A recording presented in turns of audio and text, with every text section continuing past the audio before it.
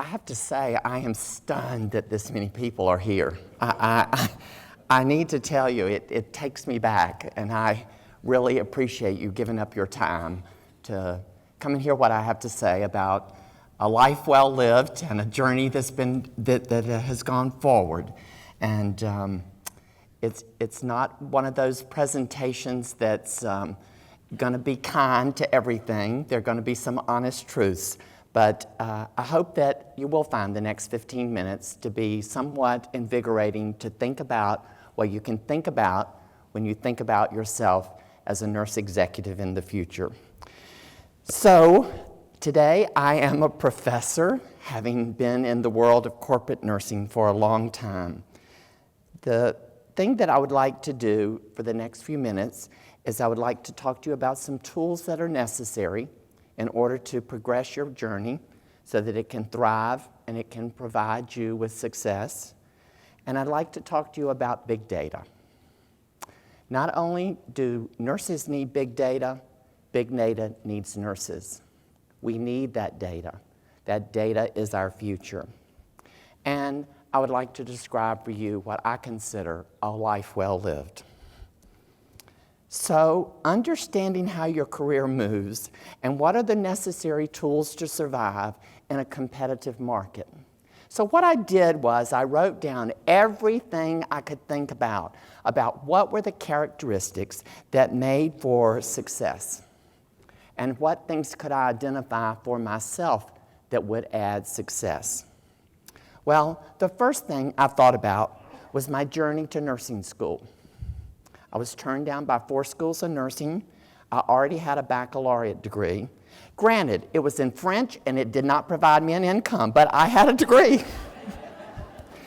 And my parents would say, wow, he had a great time in school. But I did apply to nursing schools. And that was also after a life as a pharmacist. And everyone turned me down because I was a man. 1968. In '69, Mary Woody became the chief nurse at Grady Memorial Hospital and a diploma school that had decided to integrate. They originally had the official diploma was the Black School of Nursing and the White School of Nursing. And Mary had made the decision that they would be called the Grady Memorial School of Nursing, and hence she said, "You're in." Clearly, I was the only one in my class. Clearly, there were a lot of things that didn't happen, that do happen today, that don't happen. I had 100 deliveries come hell to high water to make it through my diploma program. And that part, always Mary kept emphasizing, you gotta put your patients first. No matter where you think about your role as a nurse, think about patients first, and you won't go wrong. And I believed her. I believed her strongly. And whether you want to acknowledge it or not, I was a man in nursing, and I moved very rapidly in nursing administration. So after a stint as a nursing supervisor, as we were called back then, or a superintendent, I decided it was time to go to work for the for-profit hospitals. It was the devil incarnate, 1972. And there was a startup company in Nashville. There were 2 startup companies. One was called Hospital Affiliates, and the other was called Hospital Corporation of America. And during that journey, I went to work for Hospital Affiliates and was a consultant. And then they were acquired by HCA, and I moved to Nashville. And I had always been a member of ASNSA. That was the precursor before we got to be AONE. But we were also called the Superintendents of Nursing before then. So this is not like we have never changed our name again. We'll change it even more. But I was asked to not be a member by Janine Swint in a letter, and I was told because I was in the for-profit side of healthcare, and I was in a multi-hospital system, and they were not going to make it. So given that, it was quite an interesting journey, because I worked for a friend and a colleague called Dr. Tommy Frist, and he said, you need to call Connie Curran. I said, why? He said, we have more hospital members in AHA than anybody else. I think she can help you get to be a member. So I did. The next board meeting, they decided that multis were going to be part of AS and SA. What's interestingly is Barbara Donahoe at the time decided that she was going to take a corporate position, so don't give me credit for it. Barbara Donahoe is the one that was moving to the Sisters of Mercy, and everyone was like, oh, a multi. And so I fell back in upon that process. And I have always been vested in AONE. It's a great organization where the greatest benefit is not nursing leadership. The greatest benefit is the friends that you gain here in life. You know, it's hard as those transitions come. We're all faced with another transition, and that's BSN to DNP Education.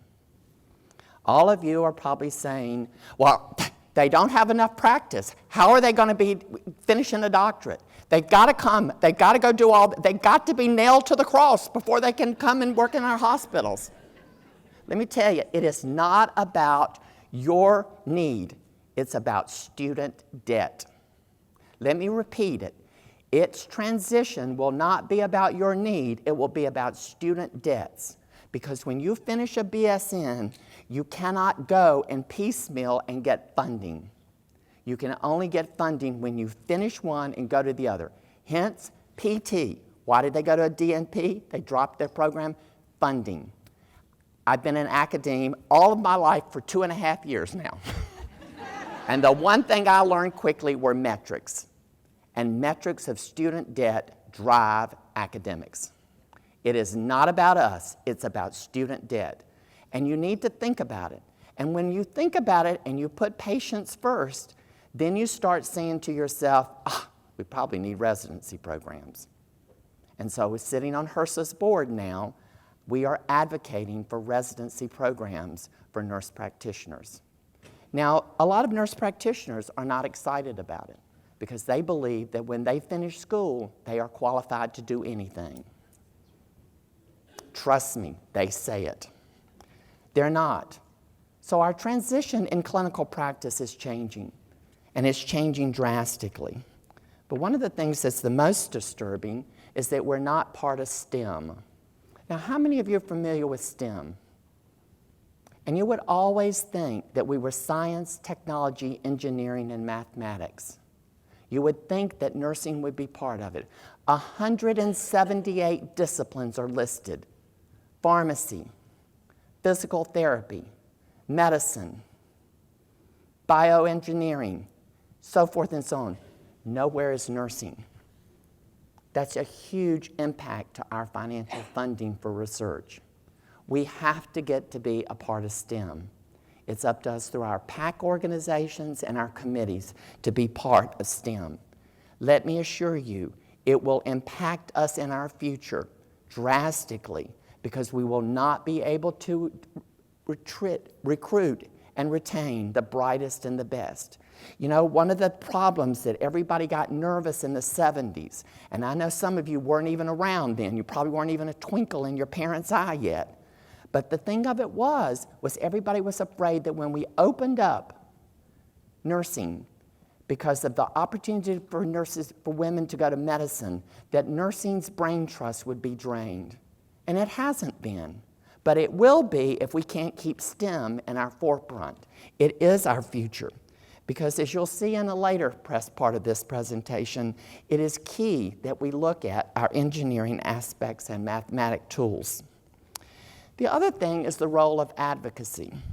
You know, I go to a lot of data studies on opioids. And I find it interesting that no one talks about the patients that are disadvantaged and that are challenged, that have their opioids ripped out from under them because all of a sudden the physicians no longer want to write a prescription for opioids. It's up to us to make sure those patients are protected. It's great the studies, it's great the things we're doing, but it's our role as patient advocates. So that leads us as understanding my career moves that I learned very quickly, although as I look at two dear friends on the front row, not everyone is your friend. let me assure you, and repeat it, not everyone is your friend. And it's hard on a non-traditional journey to think that everyone is your friend. You know, I mean, you have to stop and think about it. Not everyone is vested in your getting ahead. And you need to be aware of it because they want to get ahead. And there comes a day that the two of you come head to head. And you have to stop and think about it. The other thing that I would offer to people is to get your credentials early. I did not get my doctorate until I was 62. And I was like, wow. But then the good thing about it is when you get old, you can get your friends to be on your committee so you can get through. Hence why they're on the front row. So it's important for us to get our credentials early. It's important for us to get our credentials fast. And the main reason is because it's lifelong learning. You have a journey that's going to change drastically, and that is a real killer. To not have your credentials front and center to move you forward. The other thing that I would tell you that my career has been able to survive and thrive because I've been able to either look at an innovative way to be mobile or to be able to move. You know, I was walking through the posters and I saw a friend of a friend, a very dear friend who's sitting on the front row, talking about what you need to do in order to get ahead. And it talked about mobility. You need to be ready to be able to move. So where do we go with nursing's big data? Well, big data is huge. It's beyond the Internet of Things. And if someone were to say to me today that we're 18 years old, I want to go into nursing, what should I study? I would say omics. Omics. How many of you are familiar with omics? It is our driver to personalized care as nurses. It will develop our phenotypes for how we care for patients. It won't be a literature search that you go do. It will be a phenotype. One of the studies that I'm fortunate to be involved in is an omics study looking at microbiota data of African American women who have more miscarriages than Caucasian women. And a lot of it is due to vaginal canal pH. We believe, we haven't proven yet, but our theory is that if we can feed people yogurt, we can change the pH of the vaginal canal during pregnancy. These are the things of the future. They are not the things that we do today by giving medications. They're by changing the omics structure by which we live, whether it's the environment or any of the other social determinants of care. The social determinants of care are key to our future because they will lead us to phenotypes. And from those aspects, we will move to a new horizon. You know, it's very difficult to understand all the things related to phenotypes, from genomics to lipidomics to proteotics to glycomics to nutritionics to transcriptionics. There's so many of them that are to study. But that is where all of the NINR funding is going. That is where our future lies in nursing. In closing, I would like to just say that a life well lived is very important. And I think that when you think about a life well lived, I think about responsibility of self. And it's the decisions you made wherever you are.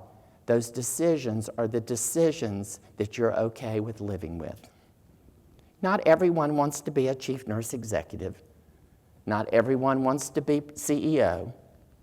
But are you okay with that decision that you made? Were you okay with the decision to not be well educated?